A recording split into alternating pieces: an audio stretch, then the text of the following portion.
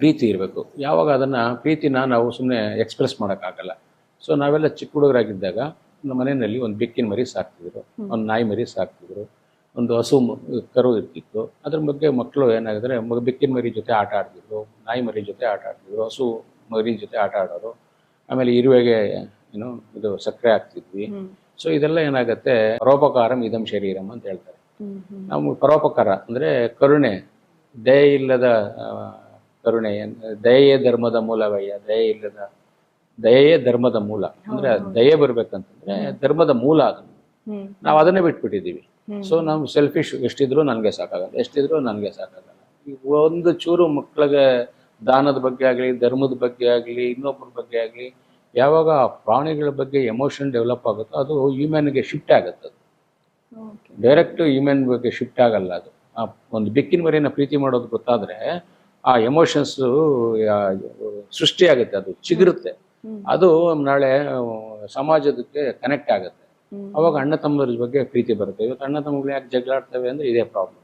So ಅವ್ರಿಗೆ ಎಮೋಷನ್ಸೇ ಇಲ್ಲ, ಅವನ ಮೇಲೆ ಏನು ಇರೋದೇ ಇಲ್ಲ. ಇವತ್ತು ಪ್ರಾಣಿಗಳ ಬಗ್ಗೆ ಸೆಂಟಿಮೆಂಟ್ ಇದ್ರೆ ತಾನೆ, ಪ್ರಾಣಿಗಳನ್ನ ಸಾಕಲ್ಲ, ಪ್ರಾಣಿಗಳ ಬಗ್ಗೆ ದಯೆನೇ ಇಲ್ಲ. ಸೊ ಹಾಗಾಗಿ ಇದಾಗುತ್ತೆ. ಒಂದು ನಾವೆಲ್ಲ ನಾಯಿ ಮರಿನ ತಗೊಂಬಂದು, ಬೀದಿ ನಾಯಿ ಮರಿನೇ ಇರ್ಬೋದು, ಅದ್ರಲ್ಲೊಂದು ಎಷ್ಟು ಮುದ್ದಾಗಿ ಸಾಕಿ ಅದಕ್ಕೆಲ್ಲ ಮೈದೊಡವಿ ಎಲ್ಲ ಮಾಡಿ ಅದರಲ್ಲಿ ಚೀಟ ಇದ್ರೆ ತೆಗೆದು ಅದಕ್ಕೆಲ್ಲ ಸ್ನಾನ ಮಾಡಿಸಿ ಎಲ್ಲ ಮಾಡ್ತಿದ್ವು ನಾವು. ಸೊ ಅದರಿಂದ ಏನಾಗುತ್ತೆ, ಆ ಸೆಂಟಿಮೆಂಟು ಇದಾಗುತ್ತೆ. ಆಮೇಲೆ ಪೇರೆಂಟ್ಸ್ ಬಗ್ಗೆನೂ ಅಷ್ಟೇ, ಆ ಸೆಂಟಿಮೆಂಟ್ ಯಾವಾಗ ಇರಲ್ವೋ ಪೇರೆಂಟ್ಸ್ ಬಗ್ಗೆನೂ ಇರಲ್ಲ. ದೊಡ್ಡವನಾಗಿದ್ದ ತಕ್ಷಣ ಹೋಗ್ಬಿಡು, ಹೆಂಡತಿ ಮತ್ತೆ ಕೇಳ್ಕೊಂಡು ಹೋಗ್ತಾನೆ ಅಂತ ತುಂಬ ಜನ ಆಪಾದನೆ ಮಾಡ್ತಾರೆ. ಅದಲ್ಲ, ನಾವು ಹಂಗೆ ಬೆಳೆಸ್ಲಿಲ್ಲ. ಸೊ ಅದನ್ನೆಲ್ಲ ಬೆಳೆಸ್ಕೊಂಡಾಗ ಅವಾಗ ಇಂಡೈರೆಕ್ಟ್ಲಿ ಪೇರೆಂಟ್ಸ್ದೇ ಅದು ಮಿಸ್ಟೇಕ್ ಅಂತ ಹೇಳ್ತಿದ್ದೀವಿ. ಪೇರೆಂಟ್ಸು, ಸ್ಕೂಲ್, ಟೀಚರ್ಸನ್ನು ಆ ಸೆಂಟಿಮೆಂಟ್ನ ಬೆಳೆಸ್ಬೇಕು. ಅದೇ ಆಕ್ಷನ್. ಇಲ್ಲಿ ನೋಡಿ, ಇವಾಗ ನಮ್ಮ ಸ್ಕೂಲಲ್ಲಿ ನಾವು ಆಕ್ಷನಲ್ಲಿ ಮಾಡ್ತೀವಿ ಅದನ್ನೆಲ್ಲ. ಕ್ಲೀನ್ ಇಂಡಿಯಾ ಪ್ರೋಗ್ರಾಮ್ ಮಾಡ್ತೀವಿ, green India programme. Clean India ಅಂದರೆ ನಮ್ಮ ಮಕ್ಕಳಿಗೆಲ್ಲ ಕರ್ಕೊಂಡೋಗಿ ಯಾವ್ದಾದ್ರು ಒಂದು ಬೀದಿನ ಗುಡ್ಸಕ್ಕೆ ಕ್ಲೀನ್ ಮಾಡಿಸ್ತೀವಿ. ಆ ಕ್ಲೀನ್ ಮಾಡಿಸಿದಾಗ ಏನಾಗುತ್ತೆ, ಆ ಮಕ್ಕಳಲ್ಲಿ ಆ ಈಗೋ ಅನ್ನೋದು ನೆಲಿಫೈ ಆಗುತ್ತೆ. ನಮ್ಮ ದೇಶನ ನಾವು, ನಮ್ಮ ರೋಡ್ನ ನೀಟಾಗಿ ಇಟ್ಕೋಬೇಕು ಅಂತ ಬರುತ್ತೆ. ಗ್ರೀನ್ ಇಂಡಿಯಾ ಮಾಡ್ತೀವಿ, ಗಿಡಗಳು ನೆಡೆಸ್ತೀವಿ. ಆ ಗಿಡಗಳು ನೆಡೆಸೋದ್ರಿಂದ ಪ್ರಕೃತಿ ಬಗ್ಗೆ ನಮಗೆ ಒಂದು ಎಮೋಷನ್ ಕ್ರಿಯೇಟ್ ಆಗುತ್ತೆ. ಆಮೇಲೆ ಇದು ಆಲ್ಕೋಹಾಲ್ ಫ್ರೀ ಡೇ ಅಂತ ಮಾಡ್ತೀವಿ. ಆಮೇಲೆ ಇದು ತಂಬಾಕು ಫ್ರೀ ಡೇ ಅಂತ ಮಾಡ್ತೀವಿ. ಈ ಅವೇರ್ನೆಸ್ನ, ಸೋಷಿಯಲ್ ಅವೇರ್ನೆಸ್ನ ಕ್ರಿಯೇಟ್ ಮಾಡೋದು. ಇವಾಗ ತಂಬಾಕು ತಿನ್ನೋದ್ರಿಂದ ಯಾರೋ ನಮ್ಮ ಅಣ್ಣ ತಮ್ಮಗಳೇ ತಿಂತಾ ಇರೋದು, ಅದರಿಂದ ಏನೇನೆಲ್ಲ ಎಫೆಕ್ಟ್ ಆಗುತ್ತೆ ಅನ್ನೋದು ನಮ್ಗೆ ಗೊತ್ತಿದೆ. ಹೋಗಿ ಅವ್ರಿಗೆ ಹೇಳಿ ಕನ್ವಿನ್ಸ್ ಮಾಡಿ 10 ಜನಕ್ಕೆ ಒಬ್ಬೊಬ್ಬರು ಬಿಡಿಸಿದ್ರೆ ಸೊ ಎಷ್ಟು ದೊಡ್ಡ ಕ್ರಾಂತಿ ಆಗುತ್ತೆ, ಎಷ್ಟು ಫ್ಯಾಮಿಲಿಗಳು ಸೇವ್ ಆಗ್ತವೆ. ಅದರಿಂದ ತಂಬಾಕು ತಿಂದು ಪಾಪ ಇವನು ಹೊಟ್ಟೋಗ್ಬಿಡ್ತಾನೆ, ಆಮೇಲೆ ಆ ಅಮ್ಮ ಉಳ್ಕೊತಾಳೆ, ಮಕ್ಕಳು ಉಳ್ಕೊಂತ ಅನಾಥರಾಗ್ತಾರೆ. ಸೊ ಇದೆಲ್ಲನೂ ದೇಶಕ್ಕೆ ಮಾಡುವಂಥ ಸೇವೆ. ಇದೆಲ್ಲ ಸಣ್ಣ ಸಣ್ಣ ಸೇವೆ ಮಾಡಿದಾಗ ಸೊ ನಾಳೆ ದೊಡ್ಡ ಸೇವೆ ಮಾಡುವಂಥ ಶಕ್ತಿ ಬರುತ್ತೆ. ಸೊ ಹಾಗಾಗಿ ಯಾರು ನಾವು ದೇಶಕ್ಕೆ ಸೇವೆ ಮಾಡ್ತೀವೋ ದೇಶ ನಮ್ಮನ್ನು ನೋಡ್ತಾರೆ. ಸೊ ಯಾವ ಪ್ರಶ್ನೆ ಏನಂತಂದ್ರೆ, ನನಗೇನು ಕೊಡ್ತದೆ ದೇಶ ಅನ್ನೋದಕ್ಕಿಂತ ದೇಶಕ್ಕೆ ನಾನೇನ್ ಕೊಡ್ಬೋದು ಅನ್ನೋದು ಬರಬೇಕು. ಅದಕ್ಕೆ ಈ ಆಕ್ಷನ್ಸ್ ಎಲ್ಲಾನು ಸಪೋರ್ಟ್ ಮಾಡುತ್ತೆ. ಇದಕ್ಕೆ ನಾವು 100 ಜನಕ್ಕೆ ಕೇಳಿದ್ರೆ 100 ಜನನು ಆಗ್ಬಿಡ್ತಾರ, ಇವರೆಲ್ಲ ಏನಿಲ್ಲ ಅಂತ ಕೆಲವು ಕಾಮೆಂಟ್ಸ್ ಬರ್ತದೆ. ಸೊ ಇವರೆಲ್ಲ ಏನ್ ದುಡ್ಡು ಮಾಡ್ಬಿಡ್ತಾರ, ಅದೆಲ್ಲ ಅಲ್ಲ. ಸೊ ನಾವು 100 ಜನನ ಕಾನ್ಸಂಟ್ರೇಟ್ ಮಾಡಿದಾಗ ಯಾರೋ ಅದರಲ್ಲಿ 10 ಜನ ಪ್ರಮೋಟ್ ಆಗ್ತಾರೆ. ಅದು ದೊಡ್ಡ ಇದಾಗುತ್ತೆ. ಇವಾಗ ಸ್ವಾಮಿ ವಿವೇಕಾನಂದ ಹುಡ್ಕಕ್ಕೆ ರಾಮಕೃಷ್ಣ ಪರಮಹಂಸರು ಲಕ್ಷಾಂತರ ಜನ ಶಿಷ್ಯರು ಇಟ್ಕೊಂಡಿದ್ರು. ಅದರಲ್ಲಿ ಯಾರೋ ಒಬ್ಬರು ಒಬ್ಬ ವಿವೇಕಾನಂದನ ಹುಡ್ಕಕ್ಕೆ ಲಕ್ಷಾಂತರ ಜನ ಹುಡುಕಿದ್ರು, ಲಕ್ಷಾಂತರ ಜನ ಸ್ಪೀಚ್ ಕೊಟ್ಟರು. ಅದರಲ್ಲಿ ಒಬ್ಬರು ರಾಮಕೃಷ್ಣ ಪರಮಹಂಸರು, ವಿವೇಕಾನಂದರು ಸಿಕ್ಕಿದ್ರು. ಸೊ ಅದೇ ತರ ನಾವು ಒಂದು ಮಾಸಾಗಿ ಇದು ಮಾಡಿದಾಗ ಎಲ್ಲೋ ಮಕ್ಕಳು ಸಿಗುತ್ತೆ. ನಮ್ಗೆ ಬೇಕಾದಷ್ಟು ಜನ ಮಕ್ಕಳು, ನಮ್ಮ ಮಕ್ಕಳು ದೇವರು. ಸೊ ನಿಜವಾಗ್ಲೂ ನಮ್ಮ ಪೇರೆಂಟ್ಸ್ ಎಲ್ಲ ನಮ್ದು ಆಲ್ಮೋಸ್ಟ್ ಒಂದೊಂದು ಎಜುಕೇಷನ್ ಫೀಲ್ಡಲ್ಲಿ ಒಂದು 30-40 ವರ್ಷ ಎಕ್ಸ್ಪೀರಿಯನ್ಸು. 1000 ಜನ ನಮ್ಮ ಮಕ್ಕಳು ಬಂಗಾರದಂಗೆ ಆಗಿದ್ದಾರೆ. ಎಲ್ಲ ಪೇರೆಂಟ್ಸ್ಗೂ, ನಮ್ಮ ಶಾಲೆಯಲ್ಲಿ ಓದ್ತಾ ಇರ್ತಾರೆ ಎಲ್ಲ ಪೇರೆಂಟ್ಸು ತುಂಬ ಖುಷಿಯಾಗಿದ್ದಾರೆ. ಆಮೇಲೆ ನಮ್ಮ ಮಕ್ಕಳೆಲ್ಲ ಓದಿ ಇಂಜಿನಿಯರ್ ಆಗಿದ್ದಾರೆ, ಡಾಕ್ಟರ್ಸ್ ಆಗಿದ್ದಾರೆ, ಏನೇನೋ ಅವರು ಪ್ರೊಫೆಷನ್ಗೆ ಹೋಗಿದ್ದಾರೆ. ನಮ್ಮ ಮನೆ ತುಂಬ ಚೆನ್ನಾಗಿ ನೋಡ್ಕೊಳ್ತಾರೆ ಅಂತ ಇದಿದೆ, ಅದು ನಮ್ಮ ಮಾಸಿದೆ ಅದು. ಸರ್, ಇವಾಗ ನಿಮ್ದು 2 ಸ್ಕೂಲ್ ಇದೆ. ಒಂದು ಝೆನ್ ಇಂಟರ್ನ್ಯಾಷನಲ್ ಪಬ್ಲಿಕ್ ಸ್ಕೂಲು, ಇನ್ನೊಂದು ಆಚಾರ್ಯ ಗುರುಕುಲ ವಿದ್ಯಾಕೇಂದ್ರ. ಈಗ 2 ಸ್ಕೂಲ್ಗೂ ನೀವು ಚೇರ್ಮನ್. ಸೊ ನೀವು ಇದನ್ನ ಸ್ಟಾರ್ಟ್ ಮಾಡಬೇಕು ಅಥವಾ school life, education life start ಮಾಡಬೇಕು ಅಂತ ನಿಮ್ಗೆ ಯಾವಾಗ ಅನಿಸ್ತು sir? Very good question. So ಇದೇನಂದರೆ, ನಾನು ಅದು ಇಂಡಸ್ಟ್ರಿ ಮಾಡಿದೆ ಅಂತ ಹೇಳಿದ್ನಲ್ಲ, ಅವಾಗ ನಾನು ಇಂಡಸ್ಟ್ರಿ ಒಳ್ಳೆ ಪ್ರಾಫಿಟ್ ಇತ್ತು. ಆ ಪ್ರಾಫಿಟ್ ಇದ್ದಾಗ ನಾನು ಚಿಕ್ಕ ಹುಡುಗನಿಂದ ಹೇಳಿದ್ನಲ್ಲ, ಸಮಾಜ ಸೇವೆ ಮಾಡೋದು ನನಗೆ ತುಂಬ ಇಷ್ಟ ಅಂತ. ನಾನು ಚಿಕ್ಕ ಹುಡುಗನಲ್ಲಿ ಇದ್ದಾಗ ನಾನು ಇದೆಲ್ಲ ಹೋದರೆ ನನಗೆ ಚಳಿಗಾಲದಲ್ಲಿ ಸ್ವೆಟರ್ ಹಾಕೋರು ನಮ್ಮಮ್ಮ. ಆ ಸ್ವೆಟರ್ನ ಒಂದ್ಸಾರಿ ಒಬ್ರು ಕುರಿ ಬೇಯಿಸ್ತಿದ್ರು ಅಲ್ಲಿ ವಯಸ್ಸಾಗಿದ್ದವರು, ಅವ್ರಿಗೆ ಬಿಚ್ಕೊಟ್ಬಿಟ್ಟು ಬಂದ್ಬಿಟ್ಟೆ ನಾನು.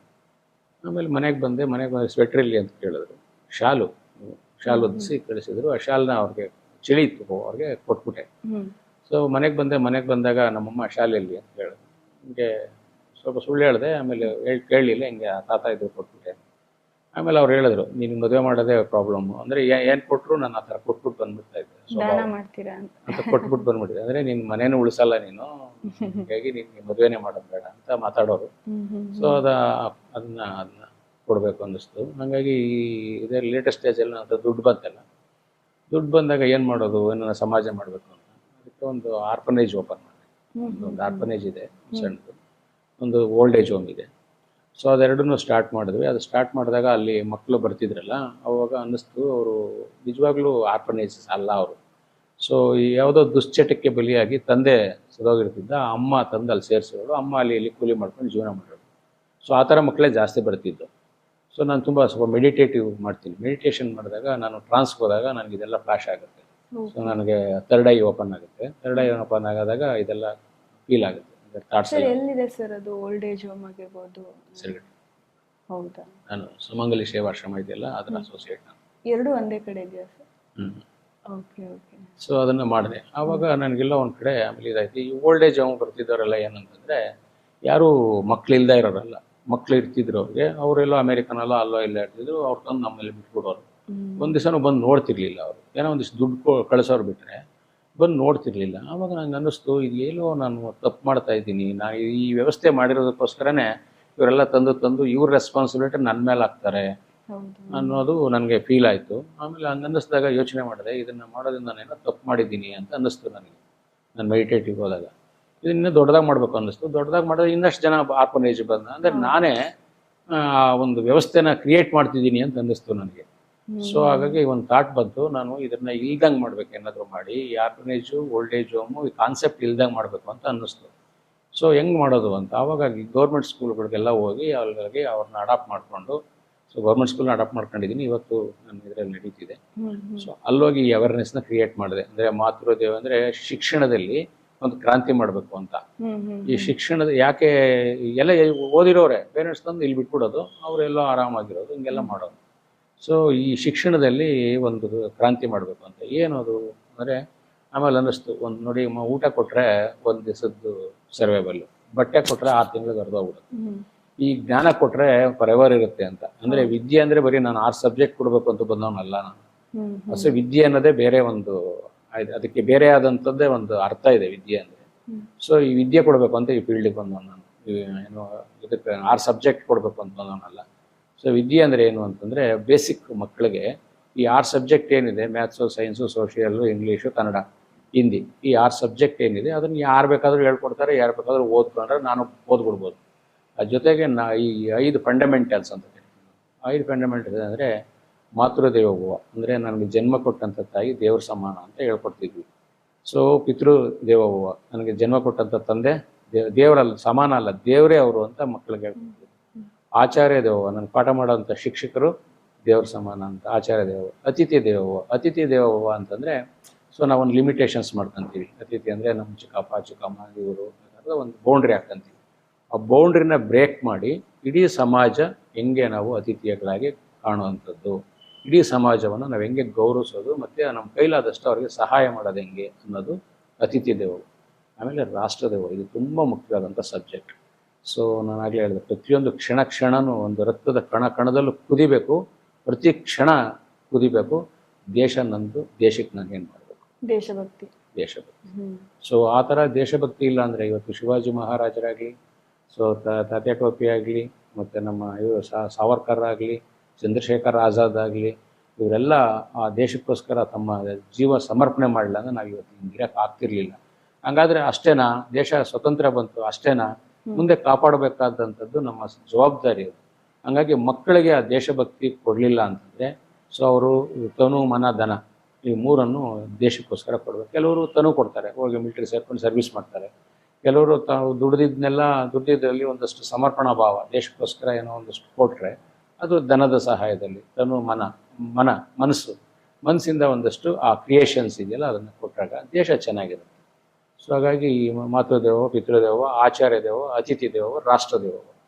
ರಾಷ್ಟ್ರಭಕ್ತಿನ ನಮ್ಮ ಸ್ಕೂಲಲ್ಲಿ ನೋಡಿ, ನೀವೆಲ್ಲ ಮಕ್ಕಳು ತಂದು LKG UKG ನಮ್ಮ ಹತ್ರ ಬಿಡ್ತೀರಾ.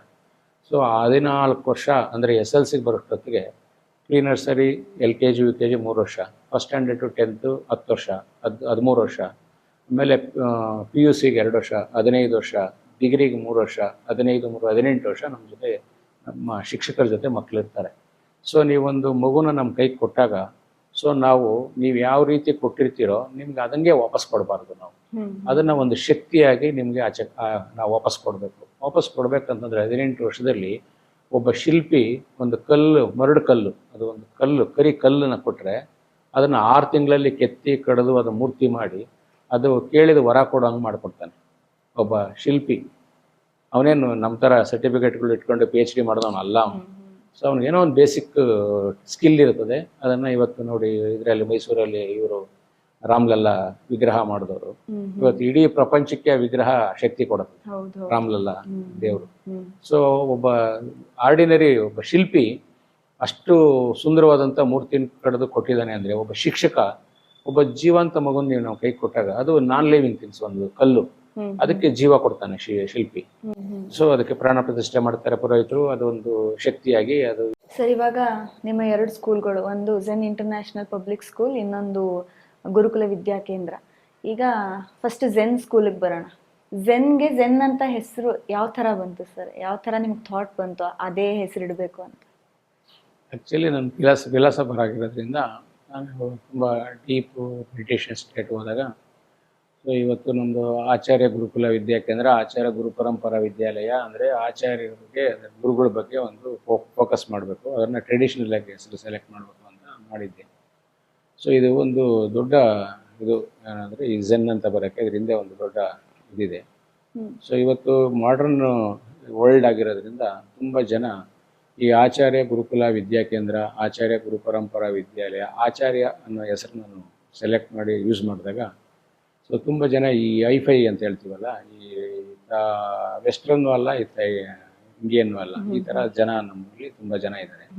ಅವ್ರು ಏನು ಯೋಚನೆ ಮಾಡ್ತಾರೆ ಅಂತಂದರೆ, ಆಚಾರ್ಯ ಗುರುಕುಲ ವಿದ್ಯಾಕೇಂದ್ರ, ಗುರುಕುಲದಲ್ಲಿ ಹೋದಾಗ ಅವರು ತುಂಬ ಟ್ರೆಡಿಷ್ನಲ್ ಆಗಿ ಕರ್ಕೊಂಡು ಹೋಗ್ತಾರೆ, ಸೈನ್ಸ್ ಆ್ಯಂಡ್ ಟೆಕ್ನಾಲಜಿನ ಎಲ್ಲೋ ಇಗ್ನೋರ್ ಮಾಡ್ತಾರೆ ಅನ್ನೋ ಒಂದು ಥಾಟ್ ಅವ್ರಿಗೆ ಫಸ್ಟ್ ಬರುತ್ತೆ. ಅದು ಬಂದಾಗ ಈ ಮಿಡ್ಲ್ ಕ್ಲಾಸ್ ಪೀಪಲ್ ಇರ್ತಾರಲ್ಲ, ಅವ್ರು ನನ್ನ ಹತ್ರ ಬರ್ತಾರೆ. ಅಂದರೆ above middle class and below middle class ಜನ ನಮ್ಮ ಹತ್ರ ಬರ್ತಾರೆ.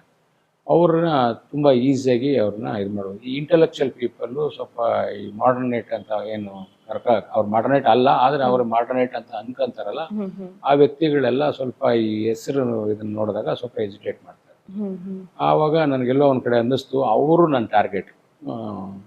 Middle class and above middle class ಇದ್ದಾರಲ್ಲ, ಅವರು ಬಂದರೆ ಅವ್ರಿಗೆ ನಾವು ಇದನ್ನೆಲ್ಲ ಈ ಟ್ರೆಡಿಷ್ನಲ್ ರೂಟ್ಸು ಇದನ್ನೆಲ್ಲ ಹೇಳ್ಕೊಟ್ಟಾಗ ಅವರು ಸಮಾಜಕ್ಕೆ ನಿಜವಾದಂಥ ಒಂದು ಸೆಟ್ ಆಗ್ತದೆ. ಸೊ ಅವ್ರು ಬರಬೇಕು ಅನ್ನೋದ್ರಿಂದ ಅದನ್ನೇ ಸಿಮಿಲರ್ ಆಗಿರಬೇಕು, ಅದು ಮಾಡರ್ನೇಟ್ ಆಗಿರಬೇಕು ಅನ್ನೋ ಒಂದು ಥಾಟ್ ಬಂತು. ಅಂದರೆ ನಾವು ಅದನ್ನು ದಾಟಿ ಹೋಗ್ಬಾರ್ದು, ಆ ಮಾಡರ್ನೇಟ್ನ ಇದು ಮಾಡಬಾರ್ದು, ಅದು ಟ್ರೆಡಿಷ್ನಲ್ ಆಗಿರಬೇಕು ಅಂತಂದಾಗ ಝೆನ್ ಅನ್ನೋ ಒಂದು ಶಬ್ದ ಶಾಂತತೆ ಅಥವಾ ಧ್ಯಾನಾವಸ್ಥೆ, ಅದು ಒಂದು ಜಪಾನೀಸ್ ಲ್ಯಾಂಗ್ವೇಜ್. ಅದು ಜಾಪನೀಸ್ ಲ್ಯಾಂಗ್ವೇಜ್. ಅದು ಜಪಾನಲ್ಲಿ ಅದು ಝೆನ್ ಅನ್ನೋದು ಒಂದು ಮಾಂಕ್ಗೆ ಇರುವಂಥ ಹೆಸರು. ಝೆನ್ ಮಾಂಕ್ಸ್ ಅಂತಾನೆ ಜಪಾನಲ್ಲಿದ್ದಾರೆ, ಮಾಂಕ್. ಇವಾಗ ನಾವು ಸೆಂಟ್ ಮೇರೀಸ್ ಅಥವಾ ಸೆಂಟ್ ಆನ್ಸ್ ಅಂತ ಹೇಳಿದ್ರೆ, ಸೆಂಟ್ ಅಂದರೆ ಸೊ ಇಂಗ್ಲೀಷ್ ವರ್ಡ್ ಅದು. ಸೊ ಇದನ್ನ ಹೆಂಗೆ ನಮ್ಮ ಜನ ನಂಬ್ತಾರೆ ಅಂತಂದರೆ, ಸೆಂಟ್ ಅಂದರೆ ಅವ್ರಿಗೆ ನೀವು 100 ಜನಕ್ಕೆ ಪ್ರಶ್ನೆ ಮಾಡಿ ಅದ್ರಲ್ಲಿ 10 ಜನ ಸೆಂಟ್ ಅಂದರೆ ಏನು ಅಂತ ಹೇಳಲ್ಲ. ಸೈಂಟ್ ಅಂದರೆ ಒಬ್ಬ ಸನ್ಯಾಸಿ ಅಥವಾ ಒಬ್ಬ ದಾರ್ಶನಿಕರು ಅಥವಾ ಇದು ಅಂತ. ಸೊ ಅವ್ರು ಇಟ್ಟಾಗ ನಮ್ಮ ಜನ ಇನ್ಫ್ಲೂಯೆನ್ಸ್ ಆಗ್ತಾರೆ. ಸೊ ಅದೇ ನಾವು ಒಬ್ಬ ಇದನ್ನ ಏನು ದಾರ್ಶನಿಕರ ಹೆಸರು ಇಟ್ಟಾಗ ನಮ್ಮ ಜನ ಎಲ್ಲೋ ಅಕ್ಸೆಪ್ಟ್ ಮಾಡಲ್ಲ. ಆ ಒಂದು ಆ್ಯಂಗಲ್ ಇಂದ ಝೆನ್ ಅಂತ ಇಟ್ಟರೆ ಎಬೋ ಮಿಡ್ಲ್ ಕ್ಲಾಸ್ ಅವ್ರಿಗೂ ಅದು ಎರಡು ಮಾಡರ್ನೇಟ್ ಆಗು ಮತ್ತೆ ಇದಾಗು middle class and above middle class ಜನನು ಅಲ್ಲಿ ಅಟ್ರಾಕ್ಟ್ ಆಗ್ತಾರೆ, ಬರ್ತಾರೆ. ಅವ್ರು ಬಂದಾಗ ನಮ್ಮ ಉದ್ದೇಶ ಇಷ್ಟೇ, ಸೊ ಎಲ್ರಿಗೂ ಜ್ಞಾನ ಕೊಡಬೇಕು, ಜ್ಞಾನಕ್ಕೆ ಪರಿಮಿತಿ ಇರಬಾರ್ದು, ಇಲ್ಲೋ ಅವ್ರಿಗೆ ಒಂದು ಇದಾಗ್ತಿದೆ ಅನ್ನೋ ಇದು. ಸೊ ಈ ಆ್ಯಂಗಲಿಂದ ಝೆನ್ ಅಂತ ಇದು ನಮ್ಮ ಒಂದು ಆಚಾರ್ಯ ಗುರು ಪರಂಪರಾ ಇದೆ, ಇನ್ನೊಂದು ಆಚಾರ್ಯ ಗುರುಕುಲ ಇದೆ. ಸೊ ಅದೇ ಥರ 4-5 ಬ್ರಾಂಚಸ್ ಇದೆ. ಆಮೇಲೆ ನಾನು ತುಂಬ ಸ್ಕೂಲ್ಗಳಿಗೆ ಯಾರಾದರೂ ಅವರಾಗೆ ವಾಲಂಟಿಯರ್ ಕರೆದಾಗ ಹೋಗಿ ನಾವು ತಾರತಮ್ಯ ಇಲ್ದಂಗೆ ನಾವು ಏನು ಇಲ್ಲಿ ಡೆವಲಪ್ ಮಾಡಿದ್ದೀವೋ ಅದನ್ನು ಎಲ್ಲರಿಗೂ ಕೊಡ್ತೀವಿ. ಯಾಕಂದರೆ ಜ್ಞಾನ ಅನ್ನತಕ್ಕಂಥದ್ದು ಮುಚ್ಚಿಡೋಂಥ ವಿಚಾರ ಅಲ್ಲ ಅದು. ಯಾಕಂದರೆ ಅದು ಸರ್ವವ್ಯಾಪಕವಾಗಿ ಸರ್ವ ಜನಾಂಗಕ್ಕೆ ಸಿಗಬೇಕಾಗಿರೋವಂಥ ವಸ್ತು ಅದು. ಹಾಗಾಗಿ ನಾನು ಇಲ್ಲಿವರೆಗೂ ಯಾವುದೇ ಜ್ಞಾನ ಸ್ಪ್ರೆಡ್ ಮಾಡಿದಾಗೂ ಕೂಡ ಯಾವುದೇ ಅದಕ್ಕೆ ಇಂತಿಷ್ಟೇ ಚಾರ್ಜ್ ಆಗಲಿ ಅಥವಾ ನನ್ನ ಫೀಸ್ ಆಗಲಿ ಅಂತ ನಾನೇನು ಮಾಡಿಲ್ಲ. ಯಾಕಂದರೆ ದೇವರು ನನಗೆ ಚೆನ್ನಾಗಿಟ್ಟಿದ್ದಾನೆ, ನನ್ನ ಆರ್ಥಿಕ ಪರಿಸ್ಥಿತಿ ಚೆನ್ನಾಗಿದೆ, ನನಗೆ ನಾನು ಸ್ಯಾಟಿಸ್ಫೈಡ್ ಸೋಲ್ ಅಂತ ಹೇಳ್ತೇನೆ. ನನ್ನ ಹತ್ರ ಏನಿದೆ ಅದ್ರಲ್ಲಿ ನಾನು ತುಂಬ ಸಮಾಧಾನ. Great sir. ನನಗೇನೂ ಬೇಕಾಗಿಲ್ಲ. ನನಗೆ ಯಾರ್ಯಾರ್ದು ಇಲ್ಲಿವರೆಗೂ ನನ್ನ ಅಕೌಂಟ್ಗೆ ಯಾರ್ದು ಒಂದು ನಯಾ ಪೈಸಾ ಬರ್ದಂಗೆ ನೋಡ್ಕೊಂಡಿದ್ದೀನಿ. ಯಾಕೆಂದರೆ ಯಾರ್ದು ಕರ್ಮಗಳು ನಮಗೆ ಬರಬಾರ್ದು ಅನ್ನೋ ದೃಷ್ಟಿಯಿಂದ ಈಗ ನಾನು ಯಾರಿಗೂ ಏನು ಚಾರ್ಜ್ ಮಾಡಲ್ಲ. ಇದು ಯಾರಾದರೂ ಇಷ್ಟಪಟ್ಟು ಕರೆದ್ರೆ ಹೋಗಿ ಅವ್ರಿಗೆ ಇದನ್ನು ನನಗೆ ಗೊತ್ತಿರೋ, ನನಗೆ ಭಗವಂತ ನನ್ನ ಗುರುಗಳು ನನಗೇನು ಕೊಟ್ಟಿದ್ದಾರೋ ಆ ಜ್ಞಾನನ ಅದನ್ನು ಶೇರ್ ಮಾಡ್ತೀನಿ. ಯಾರು ಬೇಕಾದರೂ ಮಾಡ್ಕೋಬೋದು, ಯಾರು ಬೇಕಾದರೂ ಇದಾಗ್ಬೋದು. ಸರ್, ನಿಮ್ಮ ಲೈಫ್ಗೆ ಒಂದು ಯಾರೋ ಒಬ್ರು ಇನ್ಸ್ಪಿರೇಷನ್, ಎಲ್ಲರ ಲೈಫಲ್ಲೂ ಒಬ್ಬೊಬ್ರು ಇನ್ಸ್ಪಿರೇಷನ್ ಇರ್ತಾರೆ. ಸೊ ನಿಮ್ಗೆ ಯಾರು ಇನ್ಸ್ಪಿರೇಷನ್ ಸರ್? ನನಗೆ ಇನ್ಸ್ಪಿರೇಷನ್ ಅಂತ ಯಾವುದೇ ಒಂದು ವ್ಯಕ್ತಿನ ನಾನು ಆಗಲೇ ಹೇಳಿದೆ, ನಾನು ಯಾವಾಗಲೂ ಸ್ಥೂಲ ಶರೀರದ ಮೇಲೆ ಫೋಕಸ್ಸೇ ಮಾಡಲ್ಲ. ನನಗೆ ಇನ್ಸ್ಪಿರೇಷನ್ ಅಂತಂದರೆ ನನಗೆ ಆದರ್ಶನೇ ನನಗೊಂದು ಇನ್ಸ್ಪಿರೇಷನು. ನನಗೆ ದೇಶಭಕ್ತಿ ತುಂಬ. ಸೊ ದೇಶಕ್ಕೆ ನಾನು ಏನು ಕೊಡ್ಬೋದು ಅಂತ ಯೋಚನೆ ಮಾಡಿದಾಗ ಈ ಥರ ಒಂದು ದೇಶಭಕ್ತರನ್ನ ಒಂದು ಥ್ರೂ ಸ್ಪಿರಿಚುಯಾಲಿಟಿ ದೇಶಕ್ಕೆ ಒಂದು ಅಸೆಟ್ ಮಾಡಿಕೊಡ್ಬೇಕು. ಅಂದರೆ ದೇಶಕ್ಕೆ ನಾನು ಏನು ಕೊಡಬೇಕು ಅಂತ ಅವ್ರಿಗೆ ಒಂದು ಕೊಡೋ ಭಾವ ಬರಬೇಕು.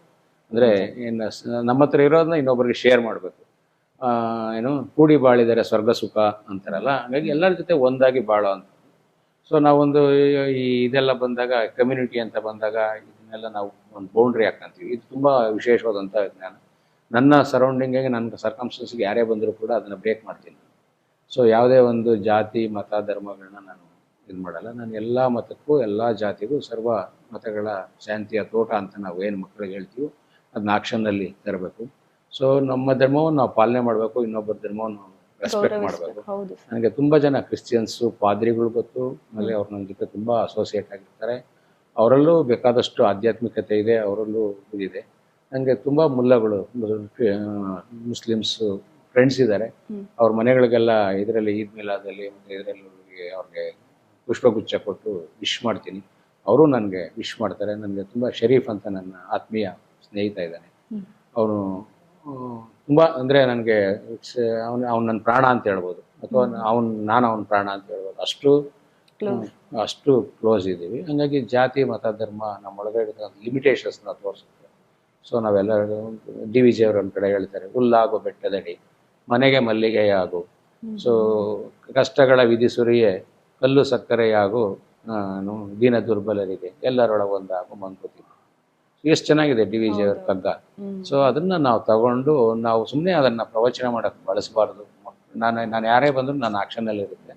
ಸೊ ಲಾಸ್ಟ್ ಟೈಮ್ ಒಂದು ಪ್ರೋಗ್ರಾಮ್ ಮಾಡಿದೆ, ಅದಕ್ಕೆ ಎಲ್ಲ ದೇವಸ್ಥಾನಗಳ ಅರ್ಚಕರು ಯಾವುದೇ ಜಾತಿ ಧರ್ಮ ಇದನ್ನೆಲ್ಲ ಕರೆದು ಪ್ರೋಗ್ರಾಮ್ ಮಾಡಿದ್ದೆ. ಸೊ ಅವ್ರಿಗೆಲ್ಲ ಪುಷ್ಪಗುಚ್ಛ ಕರೆದು ನನ್ನ ಪ್ರೋಗ್ರಾಮ್ಗೆ ಕರೆದಿದ್ದೆ. ಅವ್ರ ಆತ್ಮೀಯವಾಗಿ ಬಂದರು.